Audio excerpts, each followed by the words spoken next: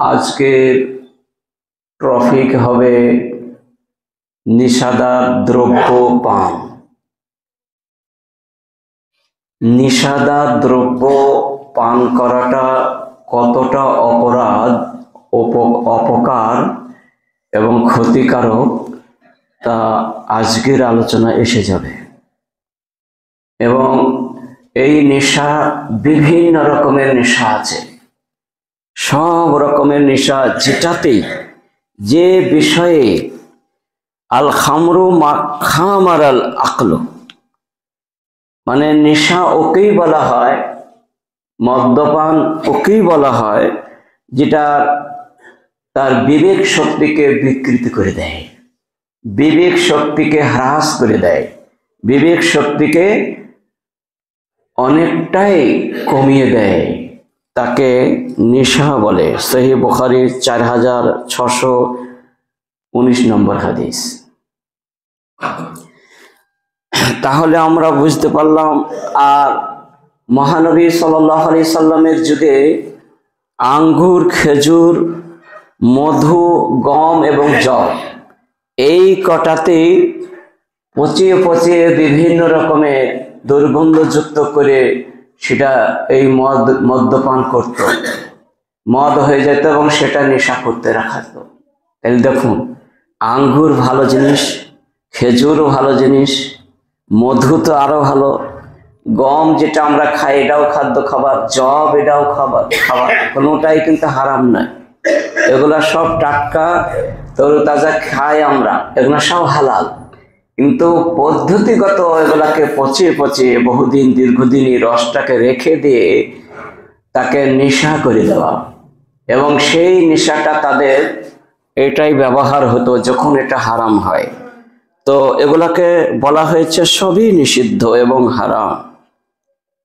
সেজন্য অবশ্যই অবশ্যই হারাম, ব্যবসাও হারাম। এই যে ব্যবসা যারা হারাম জিনিসের করে সেটাও হারাম, সব এসে যাবে আজকে। মহান আল্লাহ রাব্বুল আলামিন সূরা মায়েদায় 90 নম্বর আয়াতে উল্লেখ করে বলেন, ইয়া আইয়ুহাল্লাযীনা আমানু, হে আমার বিশ্বাসী বান্দাগণ, যারা আমাকে বিশ্বাস স্থাপন করিয়াছ, ইন্নামাল খামরু আল মাইসিরু, নিশ্চয়ই মদ্যপান, জুয়া এবং মূর্তি পূজক এবং ভাগ্য নির্ণয় করে সমাধানকারী, রিজসুন মিন আমালিশ শয়তান, এগুলা শয়তানের কাজ, শয়তানের কর্ম। আর রিজসুন মানে অপবিত্র, নাপাক, হারাম। রিজসুন মিন আমালিশ শয়তান ফাজতানিবুহু, এই নিষাদার দ্রব্য থেকে তোমরা দূরে থাকো। ফাজতানিবুহু, এই নিষাদার দ্রব্যর কাছে তোমরা যেও না। লাআল্লাকুম তুফলিহুন, তাহলে তোমরা কিয়ামতের দিনে উপকার হবে এবং কামিয়াব হয়ে যাবে, পাশ করে যাবে এবং জান্নাতমুখী হবে। আর এইগুলাকে যদি তোমরা, নিষাদার দ্রব্যকে যদি তোমরা এখন ব্যবহার করো, পরকালে কিন্তু হবে না। এই হলো সূরা মায়েদায় 90 নম্বর আয়াতে নিষাদার দ্রব্য হারাম করার একটা কোরআন থেকে উদ্ধৃত করে দেওয়া হলো। 2 নম্বর, কোরআন থেকে হারাম জর্দা, বিড়ি, তামাক, খৈনি, গুটখা, যা কিছুই হোক না কেন, আর আসল মদই হোক না কেন, সবগুলাই হারাম। সূরা আরাফের 157 নম্বর আয়াতে কি, ওয়ায়ুহিল্লু লাহুমুত তাইয়্যিবাত, তাইয়্যিবাত মানে হালাল, বৈধ জিনিস। ওয়ায়ুহিল্লু লাহুমুত তাইয়্যিবাত, আল্লাহ রাব্বুল আলামিন তিনি তাইয়্যিবাত, হালাল বস্তুকে তিনি খাওয়ার জন্য বৈধ করে দিলেন, এগুলা তোমরা খাও। ওয়ায়ুহাররিমু আলাইহিমুল খাবায়েসা, ওয়ায়ুহাররিমু আলাইহিমুল খাবায়েসা, আর তোমরা অবৈধ জিনিসকে, অপবিত্র জিনিসকে, নেশাদার দ্রব্যকে হারাম করে দিলেন। ওই হাররিমু মানে হারাম করে দেওয়া হলো আলাইহিমুল খাবায়েসা, খবিস জিনিসগুলোকে। খবিস মানেই তো আলাদা। অনেকে খবিস মানে সুয়ুর বলে, তাহলে সুয়ুর খাওয়ার মতো। কোনো ব্যাখ্যাকারী বলেছেন সুয়ুর খেলেও যেমন হয়, মদ খেলেও একই গুনাহ।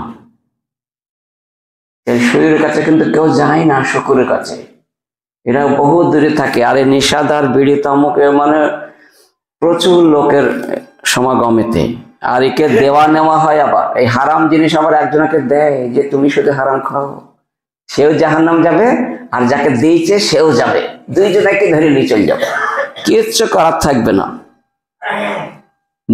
তিন নম্বর আয়াতে কোরআন থেকে হারাম প্রমাণ।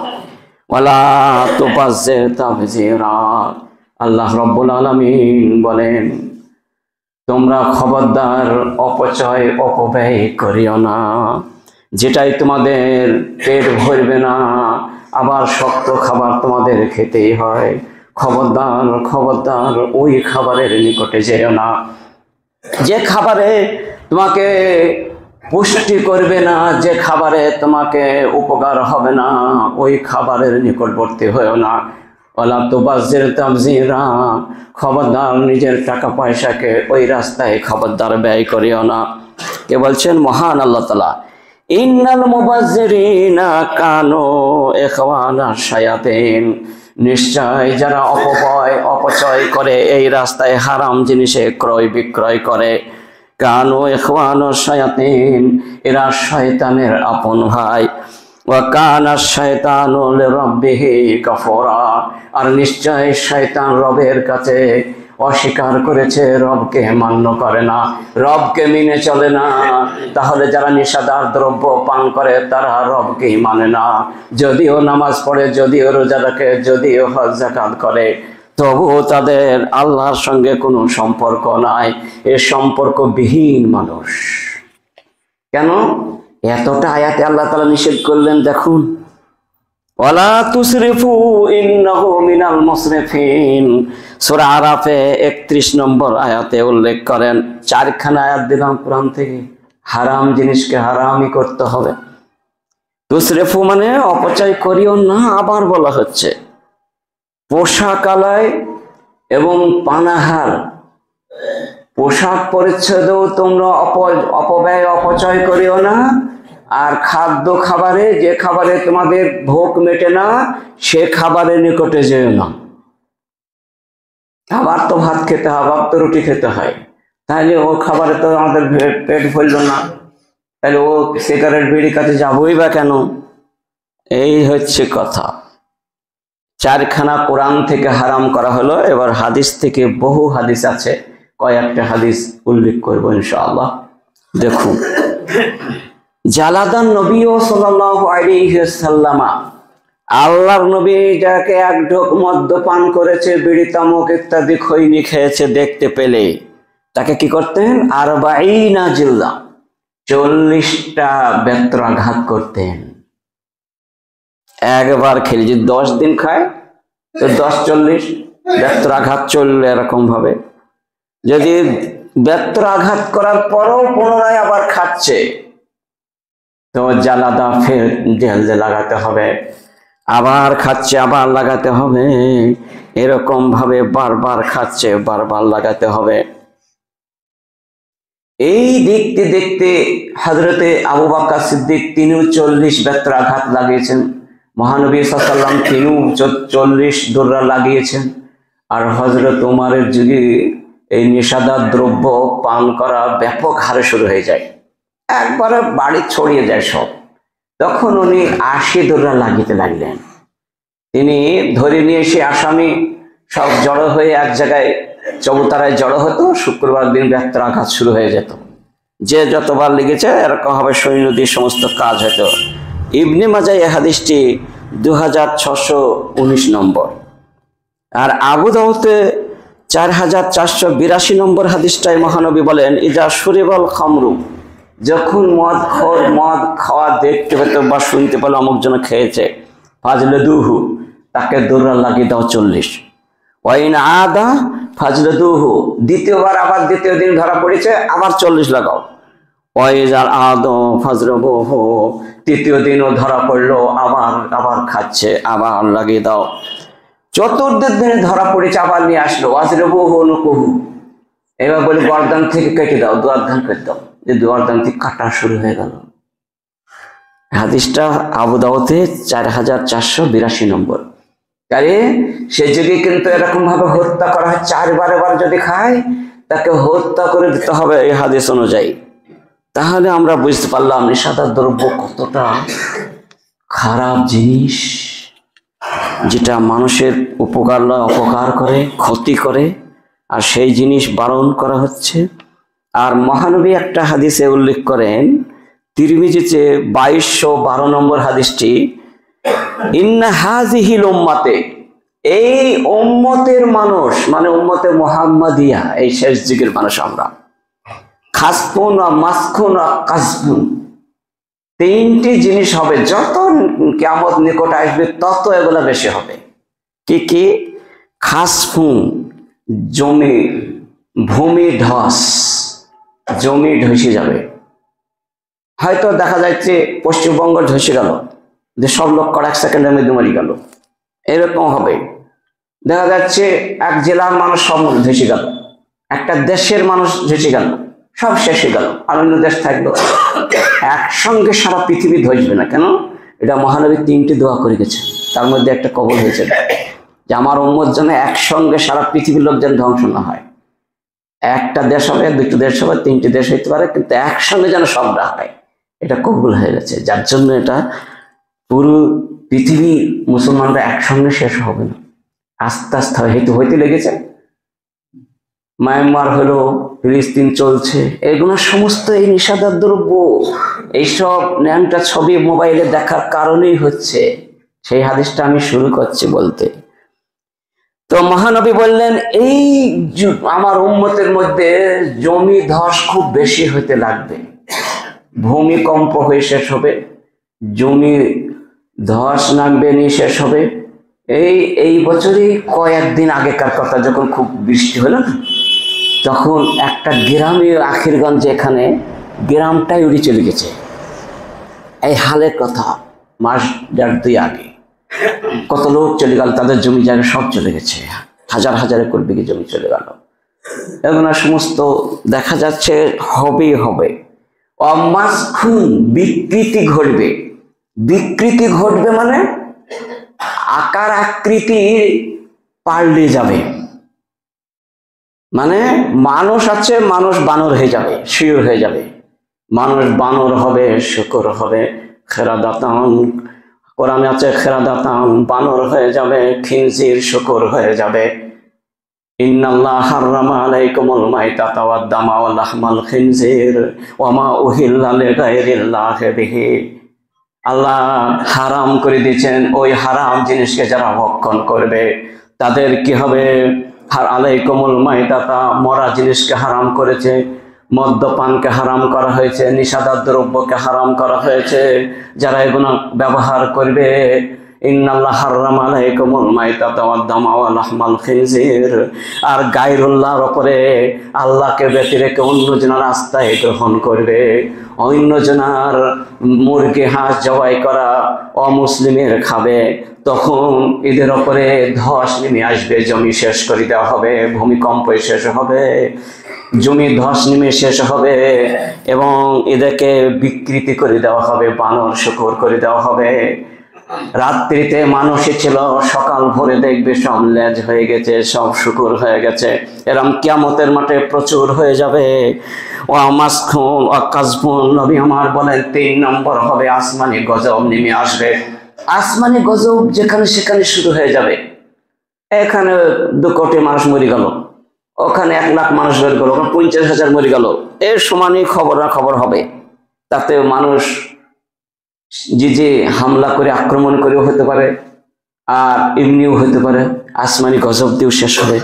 এগুলো যে অমুসলিমকে মুসলিমের ওপরে চাপিয়ে কচুকাটা করা হচ্ছে, এটা হচ্ছে আসমানি গজবের একটা শাখা।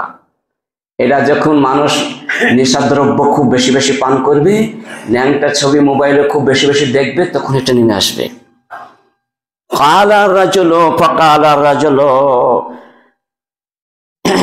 একজন ব্যক্তি জিজ্ঞাসা করলো, মিনাল মুসলিমিনা, মুসলমানের মধ্যে, ইয়া রাসূলুল্লাহ, ওগো দয়ার নবী, জমি ধস নেমে যাবে, মানুষ মরে পয়মাল হয়ে যাবে, বানর শুকুরের আকৃতি হয়ে যাবে, এবং তারা বহু রকমের আসমানি গজবের শিকার হয়ে যাবে। কখন হবে, কি অবস্থায়, কি কি কাজ করলে এগুলো হবে বলুন, মাতা যাকা কখন হবে ওটা বলুন।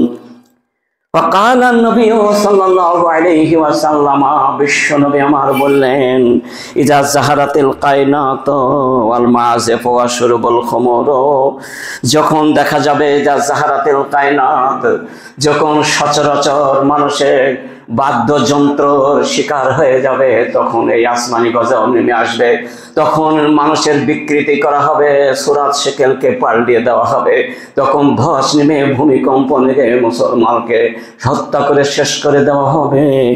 তখন কিন্তু আল কায়নাত মানে গান বাজনা, বাদ্যদ্রব্য গান বাজনা আর ন্যাংটা ছবি মোবাইলে যখন সচরাচর মানুষের যুবক যুবতী বুড়ো বুড়া সবাই যখন যেতে লাগবে, তখন আমি একে ধ্বংস করে দেব। জাহারাত মানে প্রকাশ পেয়ে যাবে, সব বাড়ি বাড়ি মোবাইল, সব বাড়ি বাড়ি দেখছে, তাদের কোনো কাজ নাই, এক একটা বাড়িতে 2-3টি করে মোবাইল, তারা সবই দেখার লেগে আছে। নাহলে তো খবরাখবর সংবাদ নেওয়ার জন্য তো ছোট মোবাইলই প্রয়োজন, ও তো বড় মোবাইল যে কোনো দরকার নাই। তবুও কিন্তু এগুলো করবে, যখন এরকম হয়ে যাবে তখন আমি কিন্তু খুব তাড়াতাড়ি আসমানি গজব নামিয়ে দেবো। 1 নম্বর 2, ওয়াল মাযিফা, যখন ওই যে বলা হলো বানর শুকুর করতে হবে, জিজ্ঞেস করা হলো কিসের জন্য, ওয়াল মাযিফা, গান বাজনা যখন বেশি বেশি শুনবে মানুষে, আলেম ওলামাদের কোনো সম্মান হ্রাস পেয়ে যাবে, তাদেরকে কোনো ব্যাপারই হবে না, তাদেরকেই হারিয়ে দেবে, এমন এমন ওইরু তর্ক লাগাবে, তাদের ক্ষমতা হবে না বলতে। ওয়াশুরিবাতিল খুমুর, 3 নম্বর মহানবী বললেন, নিষাদার দ্রব্য যখন পান সচরাচর হয়ে যাবে, বেড়ে যাবে, যখন বোঝা যাবে সমস্ত মানুষের অধিকাংশ এই নিষাদ্রব্য পান করছে, তখন আসমানি গজবকে আমি নামিয়ে দেবো। সহিহ তিরমিজির 2212 নম্বর হাদিস। তাহলে আমরা বুঝতে পারলাম কেমন হবে, কখন কি হবে গজব নামে, তা এই হাদিসটায় পেয়ে গেলাম। মুদমিনুল খামরে কাআবেদে ওয়াসানিন, মহানবী আমার বললেন, মদ্যপান করাটা হলো একটা মূর্তি পূজার ইবাদত করার সমপরিমাণ।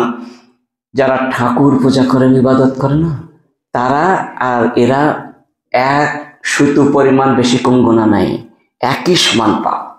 মানে এরা কাফের, যতই নামাজ পড়ুক আর যত রোজাই করুক না কেন, আন্নাহু মুসলিম, এবং বলবে আনা সাম, আমি রোজা করি, আমি সালাত পড়ি, আমি মুসলমান, যতই দাবি করো, লা ইসলিমু, সে মুসলমান নয়, ওয়াল কাফির হুয়া কাফির, সে কাফের হয়ে গেছে। সহিহ ইবনে মাজাহ 3438 নম্বর হাদিস। লা ইয়াদখুলুল জান্নাতা মুদমিনু খামরিন, যারা সারা জীবন নেশা করতে করতে মারা গেল, ওই অবস্থায় মহানবী বলছেন জান্নাতে সে প্রবেশ করতে পারল না, সে জাহান্নামে চলে গেল। সহিহ ইবনে মাজাহ 3439 নম্বর হাদিস। তাহলে সিগারেট বিড়ি খেতে খেতে আর তওবার সুযোগ হলো না, হট করে মৃত্যু হয়ে গেল, জাহান্নামে চলেই গেল। এই তো বোঝা যায় সরাসরি, কখন যে তার তওবার দরজা বন্ধ হয়ে যাবে কেউ তো বুঝতে পারবে না। সেজন্য এখন থেকে তওবা করুন। কুল্লু মুসকিরুন হারামুন, কেউ কেউ বলে শুধু মদটাই হারাম, বিড়ি তামাক খৈরি দরদা এসব কি, তাদের জন্য এই হাদিসটা তিরমিজিতে 1865 নম্বর হাদিসটা শুনুন। কুল্লু মুসকিরুন হারামুন, প্রতিটা নিষাদার দ্রব্য পান করাটাই নিষিদ্ধ, হারাম। মা আসকারা কাসিরহ ফাকালিলহ হারামুন, তাতে 1 ফোঁটা খাও সেটাও হারাম, তাতে যদি 5 কেজি খাও তবু হারাম। 5 কেজি খেয়ে যদি বিড়ির মশলা 5 কেজি খেয়ে যদি তোমার পেট ভরে খেয়ে যদি নেশা আসে, তাহলে হারাম। 1 ফোঁটা খেলেও সেটা হারাম। এটা থেকে বোঝা গেল তাহলে অবশ্যই এটা হারাম। যদি 1 কিলো জর্দা খাওয়া হয় তাহলে কি হবে মানুষটা? যদি 500 জর্দা খায়, 250, 200, 100 খায় তো কিরকম হবে? ঠিক নসি যদি 100 গ্রাম যদি নাকে দেয় তাহলে যেমন নেশা হয়ে যাবে, সেগুলো সব কালিউদ থেকে 1 ফোঁটা খাইলেও হারাম। এই হাদিস থেকে পাওয়া গেল। তাহলে আমরা বুঝতে পারলাম এগুলো সব হারাম।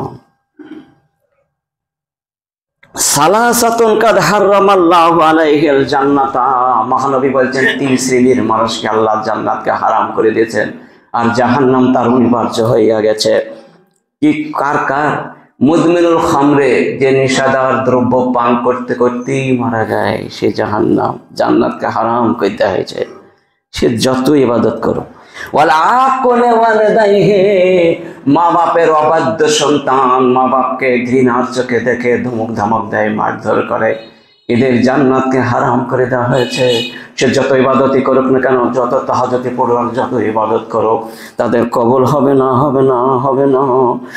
অদ্দয়ুসু আল্লাযী ইউকিরু ফি আহলিহিল খাবসা। 3 নম্বর মহানবী বললেন ওই দয়ুসের জন্য জান্নাতকে হারাম করা হয়েছে। আল্লাযী ইউকিরু আহলিহিল খাবসা ফি আহলিহিল খাবসা। মহানবী বললেন যে ব্যক্তি নিজের বাড়িতে অপর পুরুষকে প্রবেশ করতে দেয় এবং কিছুই মানে না, কিছুই তাকে নিষেধ করে না, বরং তার সঙ্গে গল্প গুজবে আড্ডায় মিলে যায়, তাদের জন্য জান্নাতকে হারাম করে দেওয়া হয়েছে। তার বিবির সঙ্গে অন্য পুরুষ কথা বলছে অথচ সে মেনে নিল, কিছু বলল না, তার জন্য হারাম করে দেওয়া হলো।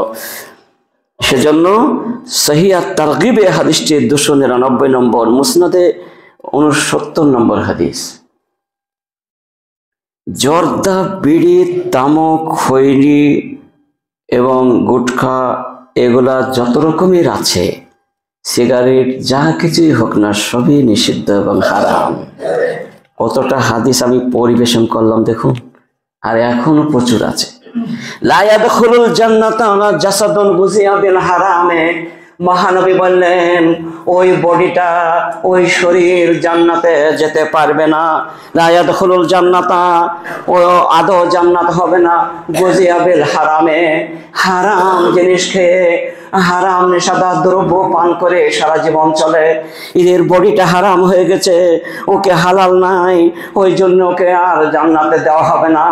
যতই ক্ষমা করুক না, এদের জান্নাত নাই, যদি মৃত্যুর আগে তওবা না করতে পারে।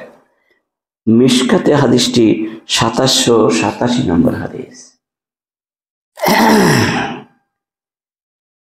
তো এই ব্যবসা করাটাও হারাম, সেটা কিসে আছে?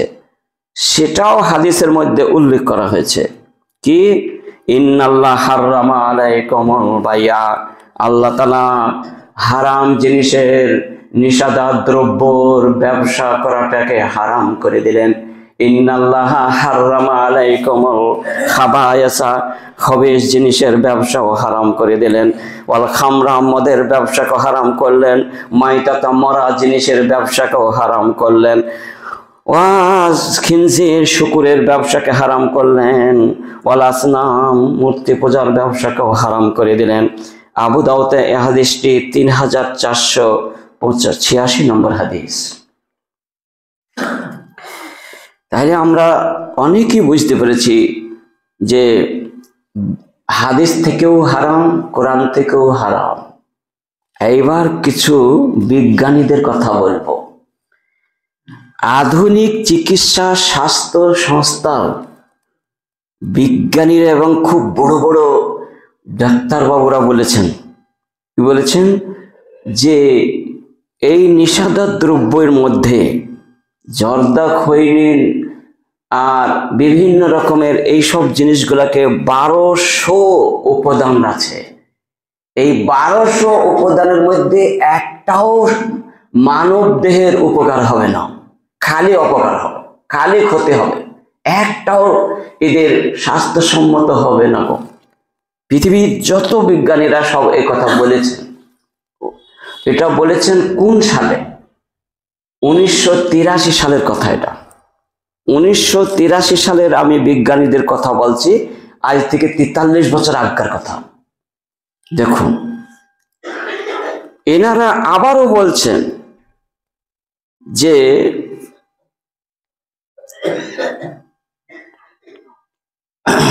আন্তর্জাতিক স্বাস্থ্য সংস্থার রিপোর্ট অনুযায়ী, মানে বিশ্বের একটা রিপোর্ট হয় যে নেশাদার দ্রব্য বিড়ি সিগারেট কতটা খাচ্ছি, কতটা টাকা পয়সা ব্যয় হচ্ছে, এর একটা রিপোর্ট প্রতি বছর হয়। তো 1983 সালের রিপোর্ট অনুযায়ী বলছি, আমি এটা পেয়েছি আমি, যে আমেরিকায় এই তামাক খেয়ে বিড়ি সিগারেট এই সমস্ত নেশা করে এক বছরে 3,86,000 মানুষ মৃত্যু হয় শুধু একটা বছরে। তাহলে 43 বছরে আরো তো বেড়েছে, কতই না বেড়েছে, আরই ডবল হয়ে যাবে, তারও বেশি হবে। আর চীনে হয়েছে 1,40,000, আর ব্রিটেনে হয়েছিল 55,000। আর সারা বিশ্বের ওই সময়তে এক করে লেখা হয়েছিল 25 লাখ মানুষ মারা যায়।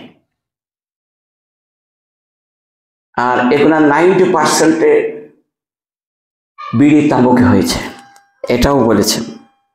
চীনের একটা সাংঘাইয়ে একটি মেডিকেল হাসপাতাল আছে, ওই সময়তে 660টা রোগী থাকে ভর্তি, তার মধ্যে 90% ক্যান্সারে মারা যায়। আর ডাক্তারবাবুকে জিজ্ঞেস করা হয়, উনি বলেন বিড়ি সিগারেটে মারা গেছে কেন সব, 90%, মানে 100টার মধ্যে 90টা এই রোগে মারা গেছে, বিড়ি খেয়ে আর তামুক খেয়ে, জর্দাবর্দ সব।